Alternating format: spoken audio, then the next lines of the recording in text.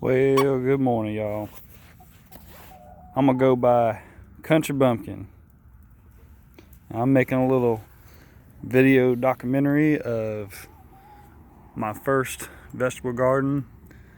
I've seen quite a few videos and I'm reading up on a few books. Oh, there's a poop. Straight from the library, just like back in the day. People don't go to the library no more. And y'all know they have free movies there too. You ain't even gotta go to Blockbuster, which they ain't got that either. But anyways, this is gonna be my little documentary, and I don't care if anybody watches it or not. I just hope it can help a few people. And I'm not looking to get a bunch of likes and subscribers. I just thought I'd help a couple people out. But I'll show you what I got going on. It's what's today? It's like January 11th or something like that. But anyways, I bought this house and he had a few raised gardens already, so I've been looking at this soil and dug in some manure in the fall. Just, that well-aged, composted. Actually, from my research, I found out that was the crappy stuff from Lowe's. I didn't get the black cow or the mad cow or whatever it's supposed to be called. But anyways, I dug that in, and hopefully it'll help with the drainage and stuff here. But we got mostly clay soil. I'm actually doing a test right now in one of my books to see if you have clay or sandy soil or whatever it is. But I think I have to check on that on the 14th. So anyways, we'll check on that. But this is just my little slice of heaven for me. We got about an acre and a half.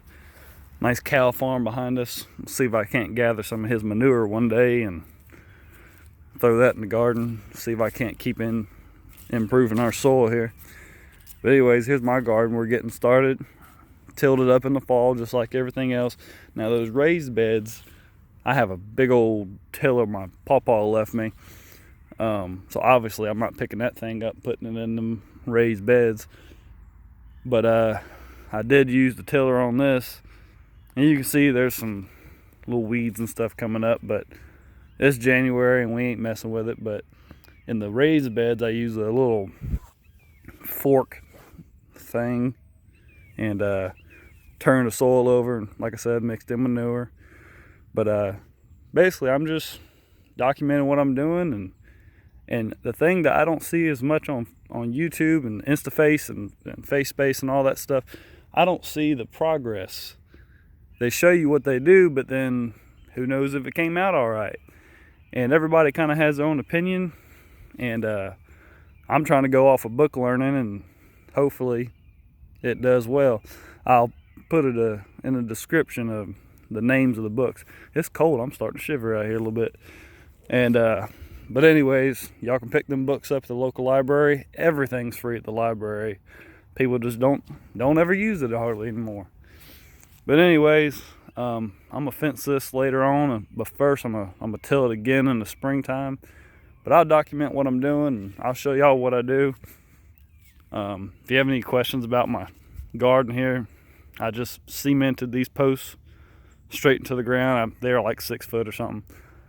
I figure this is gonna be here forever, and if I need to, because of the way I set it up, I can take these T-posts out in the middle here.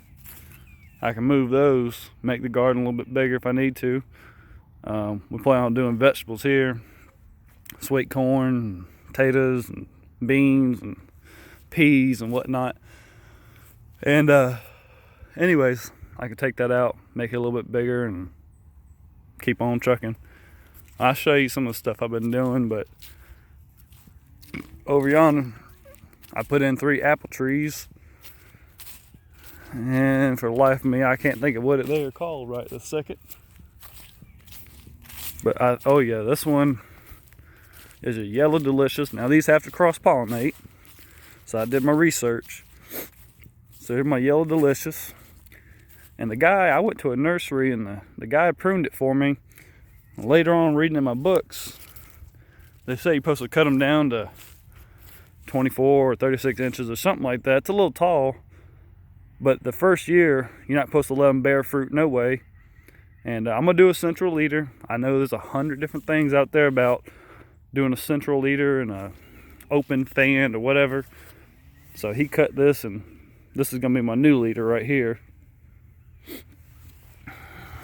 But it says to do, I think it said 2 or 3 branches that are offset. You can see those are a little offset. Basically it has to take root this year. Has to take root, so you don't want it to produce anything because you want a good root system first. And that goes for a lot of things. Go for grapes. I think it goes for some of those June bearing strawberries and whatnot. This is a Jonah Mac. I ain't never heard nothing in my life like that. But anyways, this is Jonathan McIntosh mix. And I found some scholarly source, and that's what you had to do when you're in school. You had to make sure you had scholarly resources. But anyways, I found something online that had a whole chart on what cross-pollinates with what. And there's some numbers on here. I think that M7 tells you when it's supposed to pollinate or something like that. But anyways, so I think they're all M7, and they should all be blooming about the same time, and that way they can get cross-pollinated. So anyways, the Jonah Mac cross-pollinates with the Yellow Delicious and the Fuji. That's Fuji. The Yellow Delicious is going to be for Mama as in wife makes apple pies, which are off the hook. And Fuji's are delicious, and Jonah Macs, I've heard different things. Macintosh is some of people's favorite apples, and they say that Jonah Mac is better than just a straight up Macintosh. So anyway, that's Deli.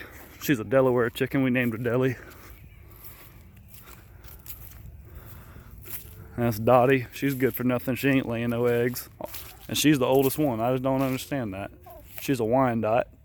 That's Rocky. That's a Barred Rock. And that's Buffy. It's a Buff Orpington. Yeah, this is my first year with chickens too, actually. So if anybody has any questions about how that went, let me know. I trained them to go in and out of their own coop. I don't have to do nothing to them, except for keep them from flying over this daggum fence all the time. If they do it one more time, I'm gonna start clipping wings. Oh, here, let's look. Over here is gonna be the June bearing strawberries. I think this is like 16 foot or something. But anyways, I got my bird netting up. I just took some pallet wood, drilled that right on into the railroad ties, and I did these little eye hooks.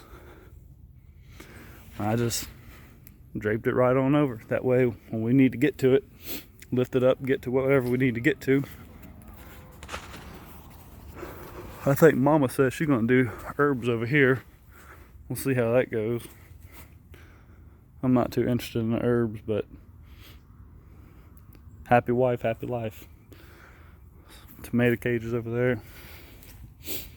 The chicken straight tore up all of her bulbs and stuff, so she's pretty irritated about that. But I reckon we'll do flowers in the front yard. I got 3 water barrels, rain barrels, just yesterday. 3 for $25 on Facebook. So we're gonna test those out. Actually, I might do a little video on this. These have these little things on here.